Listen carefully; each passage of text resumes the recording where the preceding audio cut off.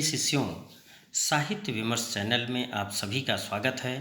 आज के इस वीडियो में मैं आपके पाठ्यक्रम से संबंधित बड़ा ही महत्वपूर्ण अध्याय ध्रुव यात्रा कहानी, जो प्रसिद्ध मनोवैज्ञानिक कहानीकार जैनेन्द्र द्वारा लिखित है, उसका सारांश मैं प्रस्तुत करूंगा।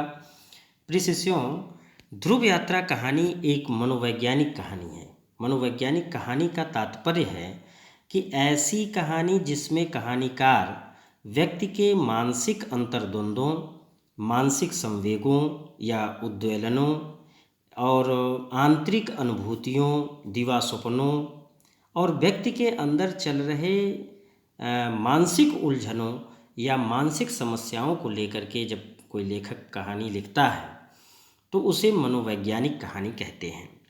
वास्तव में ध्रुव यात्रा कहानी में कहानीकार जैनेन्द्र ने मानवीय संवेदना को मनोवैज्ञानिक और दार्शनिक दृष्टिकोण से समन्वित करके एक नई विचारधारा को जन्म दिया है।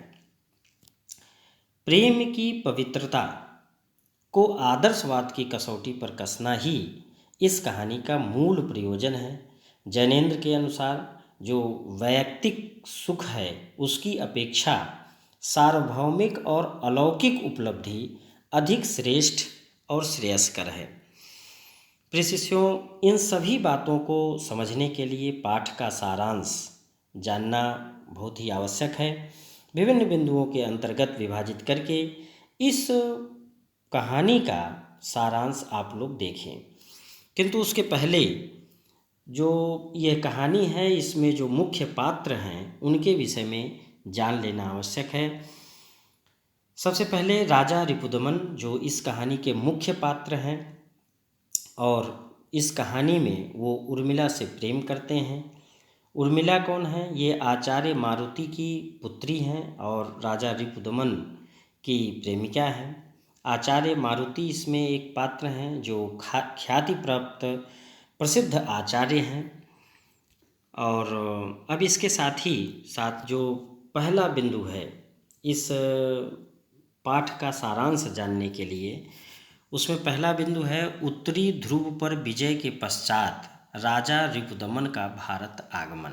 जब राजा रिपुदमन उत्तरी ध्रुव पर विजय प्राप्त कर लेते हैं तो वह यूरोप की यात्रा करते हुए भारत लौटते हैं। तो उस समय क्या स्थिति बनती है, अब ये पाठ के सारांश में आप लोग देखें कि उसमें इन्होंने अपने जैनेन्द्र कुमार ने अपनी कहानी में दिया है कि आज के समाचार पत्रों के प्रथम पृष्ठ पर राजा रिपुदमन की उत्तरी ध्रुव की विजय की खबर छपी थी। वे यूरोप वासियों की बधाइयाँ लेते हुए भारत लौट रहे हैं। भारत लौटने से पूर्व वे यूरोप वासियों को अद्भुत की पूजा की आदत छोड़ने का संदेश देते हैं। अर्थात उत्तरी ध्रुव पर विजय पाना कोई असंभव या अद्भुत कार्य नहीं है। वे यूरोपवासियों को प्रेरित करने का संदेश देते हैं। और जब वहाँ से वो लौटते हैं, यूरोप से वापस आते हैं और वापस आकर के मुंबई पहुँचते हैं, तो मुंबई आगमन के पश्चात स्वागत की तैयारियां चरम पर थीं। चारों ओर खुशहाली का माहौल था। परंतु रिपुदमन ना जाने क्यों अपनी इस सफलता से खुश नहीं थे। वे अत्यंत व्याकुल थे और शीघ्रता से दिल्ली आना चाहते थे। इस प्रकार भारत आगमन के पश्चात भी रिपुदमन का मन स्थिर नहीं था।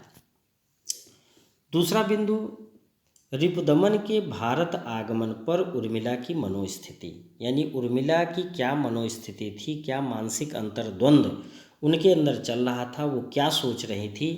इस बिंदु में यह बात है कि रिपुदमन उत्तरी ध्रुव पर विजय के पश्चात अखबारों की सुर्खियों में छाए हुए थे। उर्मिला रिपुदमन की प्रेयसी हैं। ये उर्मिला रिपुदमन से संबंधित प्रतिदिन अखबार में छपी खबरें पढ़ती थीं। जब उर्मिला ने रिपुदमन की जीत की खबर पढ़ी तब वह अत्यंत प्रसन्न होकर के और रिपुदमन के सोते हुए पुत्र रिपुदमन की प्रतिछाया को चूमने लगीं। परंतु अगले दिन की खबर पढ़ते हुए उर्मिला ने कोई प्रतिक्रिया नहीं दी, क्योंकि आज समाचार पत्रों में छपा था कि रिपुदमन अपनी उत्तरी ध्रुव की विजय से प्रसन्न नहीं है।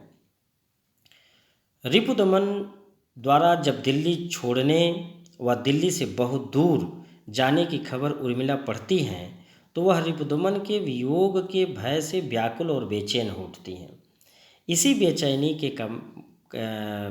के कारण जहाँ पहले सोते हुए बच्चे को उर्मिला ने चूमा था, अब उसे बलपूर्वक उठा लेती हैं और उसे कंधे से लगाकर कमरे में घूमने लगती हैं। यहाँ भी ऐसा प्रतीत होता है कि वो अपने पुत्र में रिपुदमन की प्रतिछाया देखती हैं और उसे कंधे से इसलिए लगाई हुई हैं ताकि वह उससे कहीं दूर न जा सके। इन सभी परिस्थितियों ने उर्मिला की व्याकुलता को दर्शाया गया है। जो तीसरा बिंदु है वो है विजय के पश्चात राजा रिपुदमन की मनोस्थिति। अब इनकी क्या मनोस्थिति थी? राजा रिपुदमन मानसिक रूप से स्वस्थ नहीं थे, उन्हें नींद कम आने लगी थी, उनका मन पर काबू नहीं था और एकाग्रता की कमी की समस्या उत्पन्न होने लगी थी। जिस बात को वह भूलना चाहते थे वह उन्हें और अधिक स्मरण होती थी। वे अपनी ही कल्पनाओं से भयभीत हो उठते थे। उनके मन में इस तरह की अस्त व्यस्त बातें घर कर चुकी थीं कि उनका मन अब स्वयं ही से असंतुष्ट हो गया है। यही कारण था कि राजा रिपुदमन व्याकुल और बेचैन होने से लगे थे। चौथा जो बिंदु है, मानसिक उपचार हेतु राजा रिपुदमन की आचार्य मारुति से प्रथम भेंट। अपनी मानसिक उपचार के लिए वो आचार्य मारुति के पास जाते हैं। आचार्य मारुति एक विश्व प्रसिद्ध मानसिक उपचारक वैद्य थे। राजा रिपुदमन स्वयं के मानसिक उपचार के लिए बड़ी श्रद्धा और उम्मीद लेकर भारत लौटे थे। राजा रिपुदमन की विजयी प्रसिद्धि इतनी व्यापक हो गई थी कि उन्हें अन्य कार्यों के लिए अवकाश ही नहीं मिलता था। एक दिन अवकाश पाते ही वो आचार्य मारुति से भेंट करने पहुँचे। आचार्य मारुति ने रिपुदमन को देखते ही कहा कि वैद्य के पास तो रोगी आते हैं, विजेता मेरे पास किस सौभाग्य से आए हैं। रिपुदमन ने विजय को छल बताते हुए कहा कि आपसे मिलने रोगी ही आया है। आचार्य मारुति ने राजा रिपुदमन के चेहरे पर विजय के पीछे छुपी पराजय को देख लिया था। रिपुदमन ने आचार्य को अपनी सारी समस्याएं बताईं। उनकी समस्याएं सुनने के पश्चात आचार्य ने रिपुदमन को स्वस्थ घोषित करते हुए अगली भेंट के लिए आमंत्रित किया। इस प्रकार से जो आचार्य मारुति हैं उनसे और रिपुदमन की जो प्रथम भेंट होती है, इतनी वार्ता उनसे होती है। अगला जो बिंदु है वो राजा रिपुदमन की आचार्य मारुति से द्वितीय भेंट, यानी दूसरी भेंट में क्या बातें होती हैं, इसका वर्णन इस बिंदु में है। रिपुदमन भले ही उत्तरी ध्रुव पर विजय प्राप्त कर चुके थे, परंतु प्रसन्नता के स्थान पर व्याकुलता ही उनकी साथी बन चुकी थी। इसी कारण से वे आचार्य मारुति से दूसरी बार भेंट करने पहुँचे। आचार्य ने दूसरी भेंट में रिपुदमन को अपनों से विमुख न होने की सलाह दी। रिपुदमन ने जीवन में अपनों के स्नेह और प्रेम का अभाव था। इसी कारण आचार्य ने रिपुदमन को अपनों का मन जीतने के लिए प्रेरित करते हुए कहा कि विजेता को जीतने के लिए उपाय बहुत हैं, पर अपनों का मन जीतना भी छोटी बात नहीं है। जब रिपुदमन विवाह को बंधन मानते हैं तब आचार्य उनसे प्रेम के संबंध में पूछते हैं। प्रेम के संबंध में रिपुदमन कुछ जवाब नहीं देते हैं। इस पर आचार्य मारुति प्रेम और विवाह का सह संबंध स्थापित करते हुए बताते हैं कि विवाह का स्वतंत्र अस्तित्व नहीं है, प्रेम के निमित्त से उसकी सृष्टि है। इस प्रकार आचार्य रिपुदमन को प्रेम भावना के प्रति जागृत करते हैं। इसी कारण वह अपनी प्रेयसी से भेंट करने के लिए प्रेरित हो जाते हैं और जाकर के बाद में वो उनसे मिलते हैं। छठवां बिंदु जो है, राजा रिपुदमन की उर्मिला से भेंट। तब जाकर के उर्मिला से भेंट होती है। राजा रिपुदमन ने उर्मिला से विवाह नहीं किया है, किंतु उन दोनों के प्रेम संबंधों के कारण उनकी एक संतान है।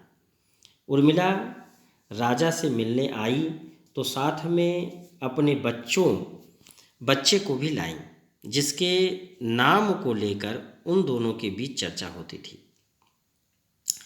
दोनों बात करने के लिए जमुना किनारे पहुंच जाते हैं। वहां उर्मिला राजा से कहती है कि तुम अब मेरी और मेरे बच्चे की जिम्मेदारी से मुक्त हो। तुम अपने स्वप्न व कार्य को अधूरा छोड़ वापस क्यों आए हो? इसका जवाब देते हुए रिपुदमन पूछता है कि मेरा काम क्या है। इस पर उर्मिला कहती हैं कि तुम्हारा कार्य मेरी या मेरे बच्चे की चिंता करना नहीं है। तुम्हारा काम अपार है, उसे पूर्ण करो, और इस बात के लिए मैं तुम पर गर्वित हूँ। अब तुम निश्चिंत होकर अपने लक्ष्य की प्राप्ति के लिए अपना ध्यान केंद्रित करो। उर्मिला सिद्धि की प्राप्ति के लिए राजा को दक्षिणी ध्रुव पर जाने की सलाह देती हैं। सातवां जो बिंदु है, रिपुदमन के लक्ष्य प्राप्ति हेतु उर्मिला का त्याग। अपने लक्ष्य की प्राप्ति के लिए उर्मिला का त्याग करते हैं। आज वर्षों बाद रिपुदमन अपनी प्रेयसी और बच्चे से मिलने आया था। वह मानसिक रूप से स्वस्थ नहीं था। वह अपने लक्ष्य और प्रेम को लेकर धर्म संकट की स्थिति में फंस चुका था कि पहले लक्ष्य को हम प्राप्त करें, जो हमारा लक्ष्य है, या हम अपने पत्नी और बच्चे के साथ रहें। आचार्य मारुति के निर्देशानुसार राजा रिपुदमन को अपने जीवन में प्रेम की आवश्यकता थी, जिससे वह स्वयं को वंचित मानने लगा था। यही कारण था कि अपनी विजय भी उसे पराजय लगने लगी थी। वह अब अपनी प्रेयसी के साथ रहना चाहता था, परंतु उर्मिला को यह स्वीकार नहीं था। उर्मिला कदापि नहीं चाहती थी कि रिपुदमन उसके प्रेम के कारण अपने लक्ष्य से भटक जाए। उर्मिला अपने प्रेम की सार्थकता तभी स्वीकार कर सकती थी जब रिपुदमन अपने लक्ष्य को पूर्ण कर लेता। अतः रिपुदमन के मार्ग में बाधा नहीं बनना चाहती थी। इस प्रकार उर्मिला ने रिपुदमन के लिए अपने प्रेम का त्याग कर दिया। आठवां बिंदु है, रिपुदमन को लक्ष्य प्राप्ति हेतु प्रेरित करना। उर्मिला लक्ष्य प्राप्ति हेतु रिपुदमन को प्रेरित करती हैं। जब रिपुदमन की उर्मिला से भेंट हुई तो वह कहीं न कहीं अपने लक्ष्य से भ्रमित होते हुए नजर आए। उर्मिला ने अपने प्रेम का बलिदान देते हुए रिपुदमन को उनके लक्ष्य प्राप्ति के लिए प्रेरित किया। प्रेम के सच्चे स्वरूप को दर्शाना, जो इस कहानी का मूल उद्देश्य है, वह यह बिंदु है। उर्मिला ने एक स्त्री तथा प्रेमिका के सच्चे स्वरूप को दर्शाते हुए रिपुदमन को दक्षिणी ध्रुव की यात्रा के लिए प्रेरित किया था। उर्मिला स्वयं को रिपुदमन की प्रेयसी स्वीकार करते हुए कहती हैं कि मैं तुम्हारे लिए मात्र एक स्त्री भर नहीं हूँ जो तुम्हारे मार्ग व लक्ष्य में बाधा उत्पन्न करूँ। मैं तुम्हारी प्रेयसी हूँ, और जब तक तुम सिद्धि प्राप्त नहीं कर लेते तब तक मैं अपने जीवन को सार्थक नहीं समझ सकती। इसलिए तुम्हें अपने लक्ष्य की ओर उन्मुख होना चाहिए। इस तरह ही तुम मुझे परिपूर्ण और स्वयं को संपूर्ण बनाने में सफल हो सकोगे।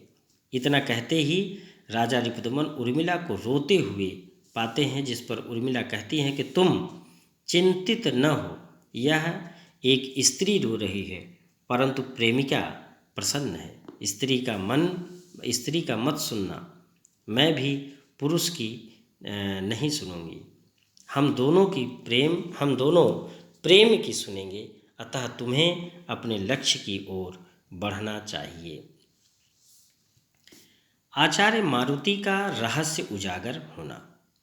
क्या रहस्य था? राजा रिपुदमन अपनी अगली भेंट के लिए आचार्य के पास जाते हैं, आचार्य मारुति के पास, तथा वहां आचार्य को बताते हैं कि उर्मिला पहले विवाह के लिए उद्यत थी, जबकि वे तैयार नहीं थे, और उर्मिला ने ध्रुव यात्रा पर भेज दिया। अब लौट आने पर वह प्रसन्न नहीं है। वह कहती है कि यात्रा की कहीं समाप्ति नहीं होती, सिद्धि तक जाओ जो मृत्यु के पार है। आचार्य मारुति राजा को बताते हैं कि उर्मिला उन्हीं की बेटी है। यह जानकर रिपुदमन आश्चर्यचकित होते हैं और यही रहस्य जो है आचार्य मारुति उसका उजागर करते हैं। 11वां बिंदु है रिपुदमन की दक्षिणी ध्रुव पर जाने की तैयारी। राजा रिपुदमन को यह विश्वास हो गया कि उर्मिला किसी भी प्रकार अपने निश्चय से टलने वाली नहीं है, तो वे पूछते हैं कि उन्हें कब जाना है। तब उर्मिला कहती हैं कि जब हवाई जहाज़ मिल जाए तब आप चले जाइए। राजा भी बिना कुछ सोचे समझे तुरंत शटलैंड द्वीप के लिए जहाज़ बुक कर देते हैं, जो तीसरे दिन ही उड़ान भरने वाला था। इतनी जल्दी जाने की बात सुनकर उर्मिला थोड़ी भावुक हो जाती हैं, लेकिन रिपुदमन कहते हैं कि उर्मिला रूपी स्त्री के अंदर छिपी प्रेमिका की यही इच्छा है, जिसका पालन करना एक प्रेमी का कर्तव्य है। इसके पश्चात रिपुदमन दक्षिणी ध्रुव पर जाने की तैयारी में जुट जाते हैं। इस खबर से दुनिया के अखबारों में खूब धूम मच गई। लोगों की उत्सुकता का ठिकाना न था। उर्मिला सोच रही है कि आज उनके जाने की अंतिम संध्या है। राष्ट्रपति की ओर से भोज दिया गया होगा, एक से बढ़कर एक बड़े बड़े लोग उसमें शामिल हुए होंगे। कभी वह अनंत शून्य में देखती, कभी अपने बच्चे में डूब जाती। उर्मिला एक बार फिर अपने अंदर की स्त्री के स्थान पर प्रेमिका के रूप में सोचती है और रिपुदमन को रुकने के लिए बाध्य नहीं करती है। अंतिम जो बिंदु है इस कहानी का वो है रिपुदमन द्वारा आत्महत्या करना तथा उनका पत्र मिलना। जिस दिन दक्षिणी ध्रुव की ओर प्रस्थान करना था, उस दिन उर्मिला ने अखबार में पढ़ा, राजा रिपुदमन सवेरे खून में भरे पाए गए, गोली का कनपटी के आर पार निशान है। अखबार में विवरण एवं विस्तार के साथ उनसे संबंधित अनेक सूचनाएं थीं, जिन्हें उर्मिला ने अक्षर अक्षर सब पढ़ा। आत्महत्या से पूर्व उन्होंने एक पत्र लिखा था, जो मृत व्यक्ति के तकिए के नीचे से मिला था, अर्थात रिपुदमन अपने तकिए के नीचे उसको रख दिए थे। राजा ने अपने पत्र में लिखा था कि दक्षिणी ध्रुव जाने में उन्हें कोई दिलचस्पी नहीं थी, फिर भी वह जाना चाहते थे, क्योंकि इस बार उन्हें वापस नहीं लौटना था। लोगों ने इसे मेरा पराक्रम समझा, लेकिन यह छलावा है, क्योंकि इसका श्रेय मुझे नहीं मिलना चाहिए। ध्रुव पर जाने पर भी मैं नहीं बचता या फिर नहीं लौटता और आत्महत्या करके भी नहीं लौटूंगा। मैं अपने होशो हवास में अपना जीवन समाप्त करके किसी की परिपूर्णता में काम आ रहा हूँ। भगवान मेरे प्रिय के लिए मेरी आत्मा की रक्षा करें। इस प्रकार से यह कहानी समाप्त हो जाती है और जैनेंद्र कुमार ने इस कहानी को बड़े ही मनोवैज्ञानिक ढंग से अपनी कहानी लिखी है। अब अगली कहानी के साथ आपसे फिर मिलेंगे।